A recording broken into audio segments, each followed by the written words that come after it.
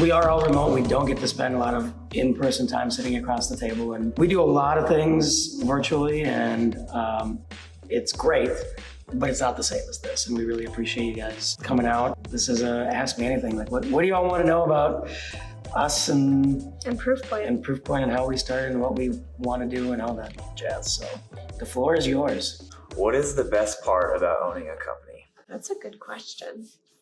You want to go? We just have to make sure we don't answer everybody's questions. That's a good question.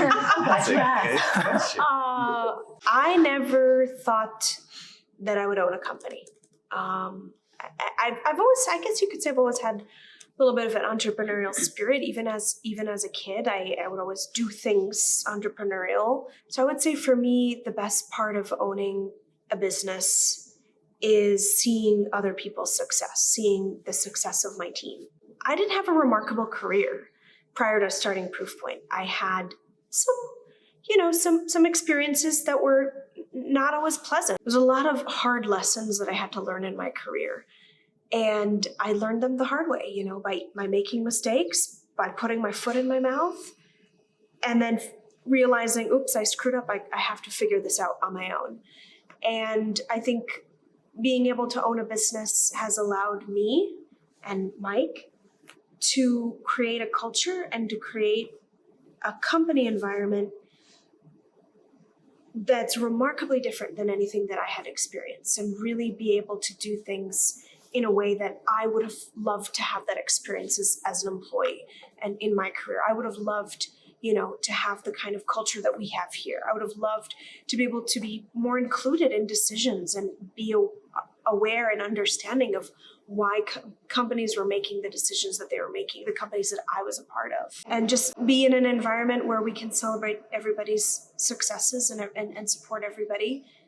To me, those are the best things for me about owning a business, but more importantly, owning this business. Eventually you decided you wanted to be a business owner, create your own business, and that's like the hardest thing you can do. Who do you look to for examples of how to do this kind of thing while also wanting to be different in all the ways that we're different? Like who are the examples that you look to? Either then or now? Yeah.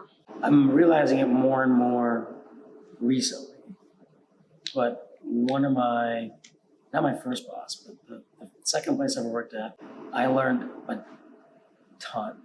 And it's concepts like business karma, which is, pretty much like just do the right thing and it'll come back around. And for the people that don't do the right thing, they're going to get theirs, at some point. Kind of.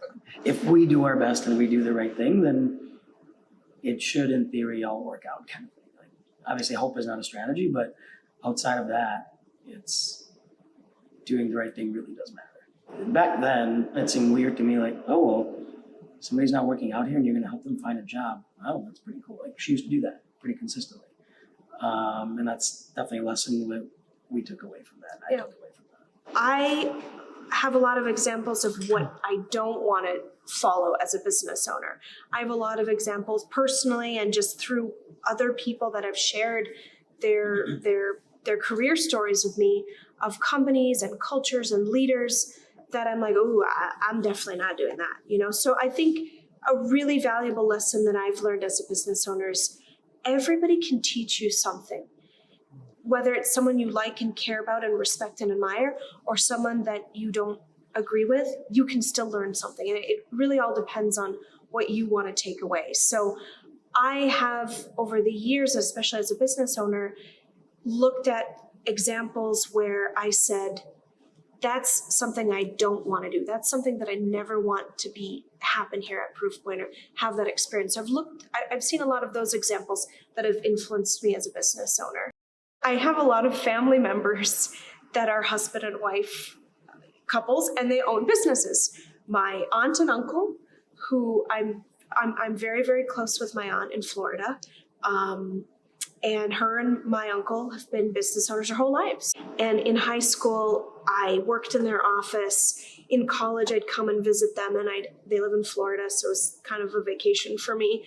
And I'd do the books for them or do filing or just like whatever. I was always around their business. And because I had always spent so much time with them, I just started kind of picking up their the way that they work together, the way that they move around each other. And it really is like a dance sometimes with me and Mike as being a couplepreneur, because you can either step on each other's toes, and that's not a really enjoyable dance for anybody, or you've got to learn how to work with your partner and learn the strengths of your partner on the dance floor. And so I learned a lot of that from my aunt and uncle, because they are two bulls. They're like she's an alpha female and he's an alpha male. Like, if you ever meet my aunt and uncle, they're the loveliest people. They're funny, they're charming, they're awesome, but they are both really strong. And they had to they really work well together. And Mike knows, because we spent a lot of time with them. And I think I've been, maybe not outwardly, but inwardly influenced by them as leaders and as a couple, and how they work together. One last couple that I really, really admire, and I'd love to have the chance to interview them on our podcast. They're a local Minnesota company. It's called Evereve. It's a retail store for women. And the founders and the co-owners are also a husband and wife team. And, they have a great inception story of how they started their business and how they grow it. And, even through the pandemic, they were growing and expanding across the United States. They started here locally in the Twin Cities. Now they're expanding all across the United States. It's one of my favorite stores to go personally for shopping. They have a very specific ICP. And as a marketer, I always have my marketing hat on. Everywhere I go, I'm like, ooh, I like this. I don't like that. Ooh, this is nice. This is very customer centric. Okay, who's their ICP? Am I their ICP? And I know, being a marketer and being a business owner, I walk into that store and I know exactly who they're catering to, why they're catering to that person, and how they're making that person's lives easier.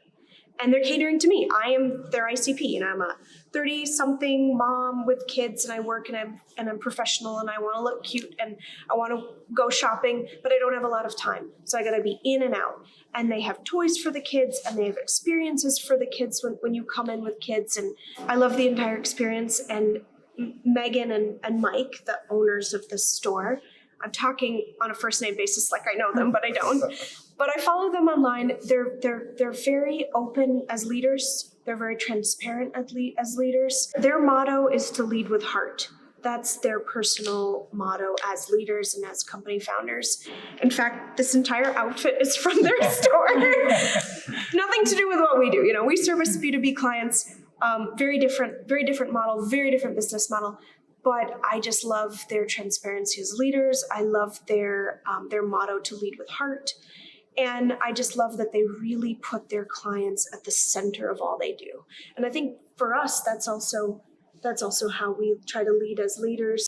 And I really admire that. And it's, again, nothing to do with the kinds of clients whom we service, but their philosophy around leadership and their philosophy around putting their stakeholders at the center is very much how Mike and I try to lead as well. Do they have a place in the store for the husbands to sit?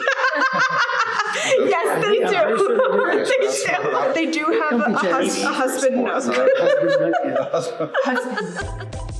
So you guys have encouraged us all to invest in our personal brand and go out of your way to try to make time and space for us to do that, give training on that.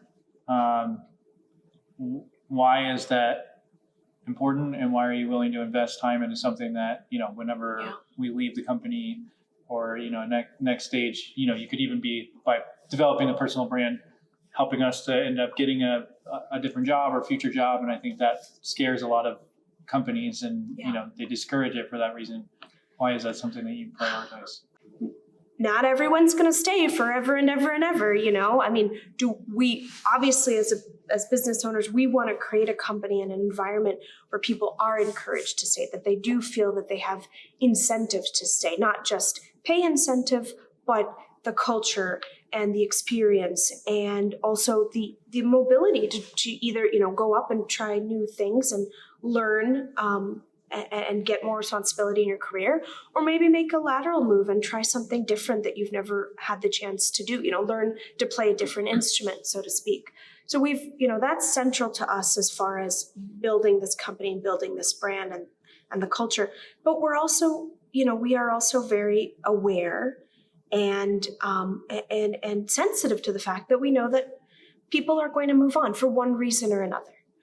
Maybe they want to try something else. Maybe they're, looking to get out of marketing, or they're just simply looking for a new adventure. And there's two things that we need to prioritize as leaders that we couldn't, that we wouldn't be able to put our heads down and sleep at night if these two things were not things that were part of the Proofpoint culture. And one is to make sure that for however long that somebody is with us, that they walk away with something tangible, something new, a new skill, a new experience. And the idea of the personal brand, of building your personal brand, of nurturing and learning and putting yourself out there on LinkedIn, to me, that really fell in that category of leveling up and walking away tangibly with something, And on the second thing that was very important to us was this idea of offboarding, that if somebody were to leave or that they were ready to move on from Proofpoint, that they could have the best offboarding experience as possible. Number one, I think it's a no-brainer. I think that companies that stifle their employees from doing that or discourage it, or even if they don't discourage it, but they don't encourage it, they don't nurture that, they're missing a huge opportunity. First and foremost, we connected with James and with you, Joseph, because we had a personal brand and because both of you had personal brands and still do. And you're still actively nurturing your brands and posting and creating content and elevating yourselves. And by elevating yourselves, you bring up that saying that a rising tide lifts all boats, right? By you creating your brands and creating content and putting thought leadership out there, you're naturally elevating the experience for everyone at Proofpoint, both internally for your colleagues and also for our clients. So inevitably, your success and your personal brand shines a light on everyone, your colleagues, your clients, and ultimately where you work. And we know that that's yours to keep, that light is yours, that experience is yours, that brand is yours. But it does shine the light back to us, and that's valuable to us. That's important. That's something that we appreciate and respect, and something that we want to encourage all Proofpointers to do, or at least we as leaders want to make sure that we can give our team, number one, the time and the resources and the learning, the tools to know how to do this if this is something that they want to do. And in today's currency online and today's, business currency, it's all about who are you? What do you stand for and what do you bring to the table? Employers today, the good employers, and I'd like to consider that we're part of that group, are going to look at a potential employee and say, okay, great, you have a nice resume and you've done a lot of nice things, but what more can you bring to the table?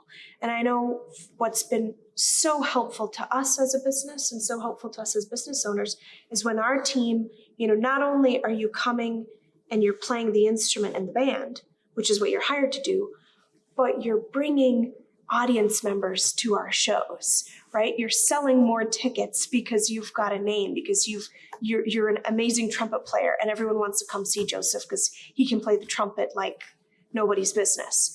When you're able to bring more to the table, it's because more than likely you've developed relationships, you've leveraged your personal brand in some way, and you've created really relationships at scale, which is what we're all about, that help Proofpoint. And a couple of amazing examples. So when Kristen first started, we knew right away that you could play the instrument in the band. We knew that wasn't even a question for, not only could you play the instrument, you could probably teach everybody how to play the instrument. So we knew that right away we made a great hire because Kristen came in, knew what she needed to do, and did it with aplomb. But more than that, when we were in a bind or when we needed a resource, but specifically creative resources, because we don't have that at Proofpoint, and I turned to Kristen, I said, hey, you know what? We're going to need some creative designers. Do you have anyone in your Rolodex? Immediately, Kristen pulled out 2-3 names of people whom, to this day, have become great allies and resources for Proofpoint, people that we've developed a personal friendship and a business relationship with because of your personal brand and your reputation and your experiences.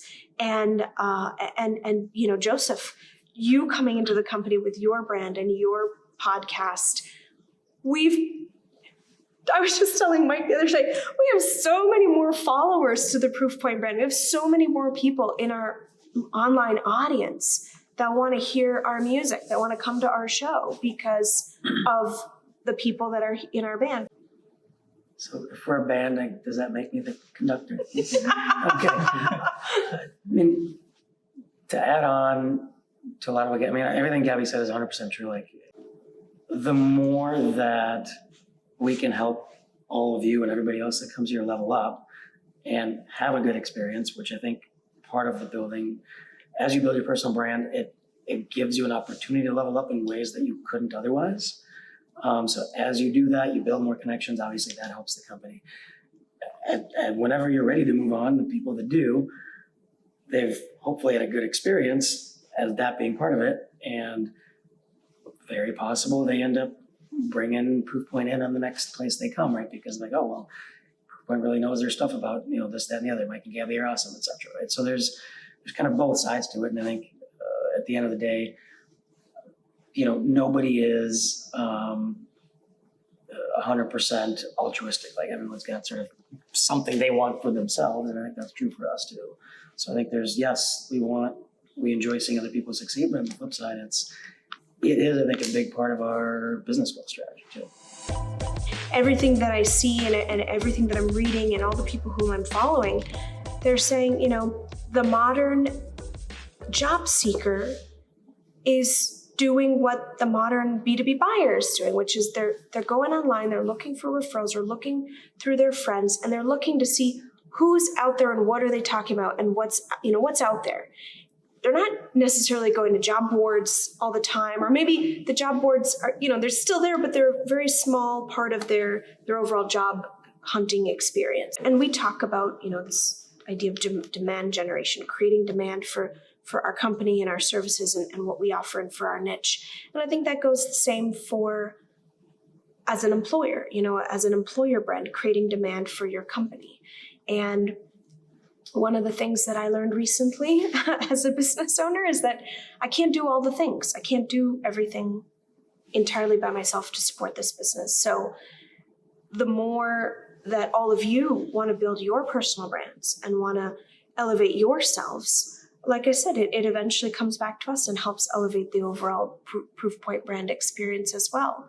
So I think, to me, that's the number one reason why it just makes sense from a business standpoint to invest in this particular opportunity for our team, and to continue to invest and continue to help you put deposits into your piggy bank so that at one point when you are ready to try something new, or maybe you're going to go off and start a business yourselves. I know a lot of people around this table are very entrepreneurial, and you've talked about either starting something or are doing something on the sides. Your personal brand and the deposits that you've made in growing your relationships at scale is what's going to help you leverage that. And if we can be even a small part of that, I think, to me, that's very, very important. Like I said, there's a lot of table stakes that companies offer. We want to be able to offer something greater. And if that is in the form of a personal brand and in the form of making deposits for your future, it's a no-brainer for me.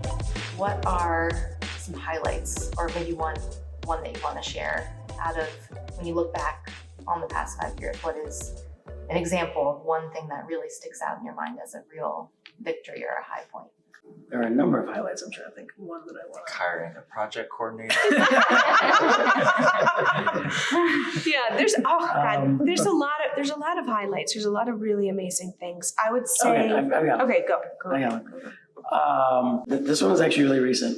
James, I'm going to put you on the spot a little bit. Shoot. Okay.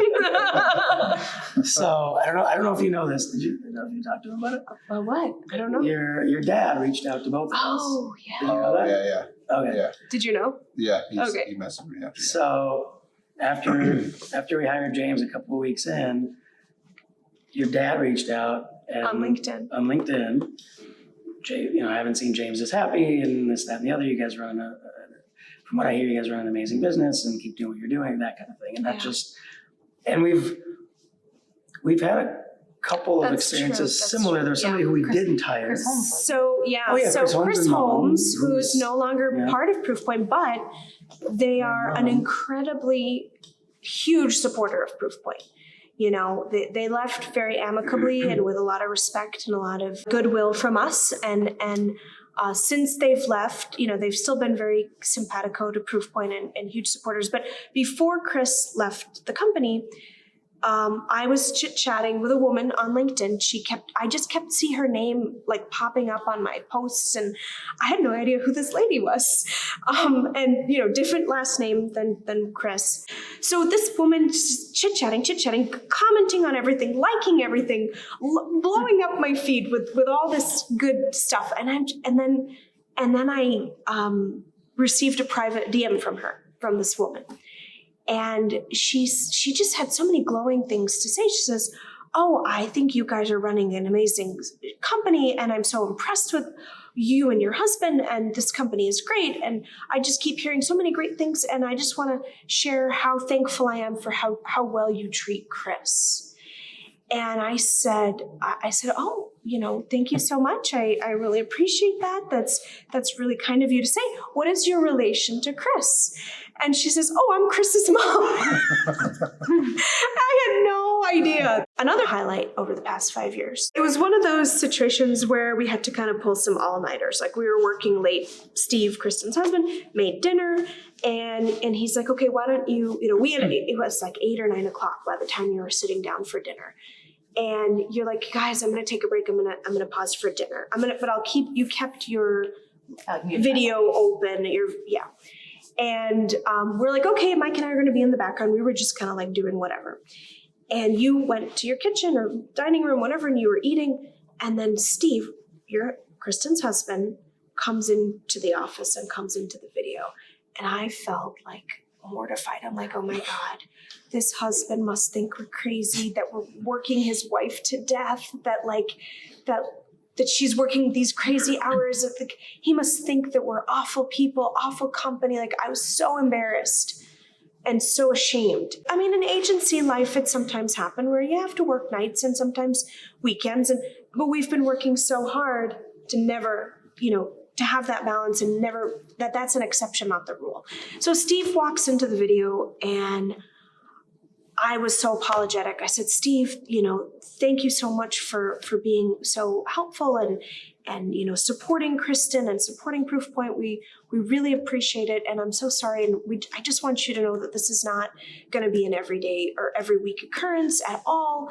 I was just like, I was really trying to reassure this man, of the husband of our employee, because he might think like, this isn't worth it. Like, you quit, get another job. And he stopped me dead in my tracks. He goes, "Oh, you don't have to apologize. I should be thanking you for giving Kristen such a meaningful place to work. I've never seen her be so motivated and so happy and so appreciative of a company and speak so highly of its leadership." And I was in tears, trying to like not ugly cry and, hold it together, Gabby, hold it together. But that was incredibly, incredibly meaningful and definitely a huge highlight for me. Another thing that we said early on when we started the business is, one of our KPIs, if you will, was the impact that working at Proofpoint would have on the families of our employees. My dad was always the breadwinner growing up, and he worked in an industry. He worked as a textile engineer, and he was, the vestige of a very old company in a very old industry, and he had a lot of strife and a lot of stress and a lot of anxiety in his job and in his career. And there were many periods where he was out of a job, and as the sole breadwinner, it was very tough on our family.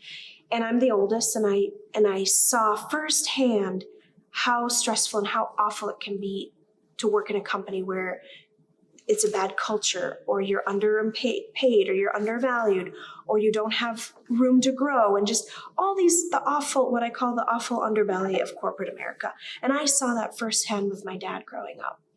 And my dad's a wonderful person, but unfortunately all that stress got brought back to the home. And the lesson that I took away was that I never want my family to have to suffer for my career, that I don't want to have to bring home work stress to negatively impact my family. And one of our KPIs was, how can we positively impact the lives of the family members of our employees? And we never quite knew how we would measure that. Through qualitative data. But getting that feedback from Chris's mom, Steve, and from James's dad to hear that feedback, that was a huge feather in our cap for me and highlight over the past 5 years. And a realization of a business owner that I didn't know. I knew it was something I wanted to achieve. I didn't know how I was going to achieve it, or if I had achieved it, I didn't know that I would be able to know that it had been achieved. So yeah, that stuff has been really, really amazing for us. A huge highlight.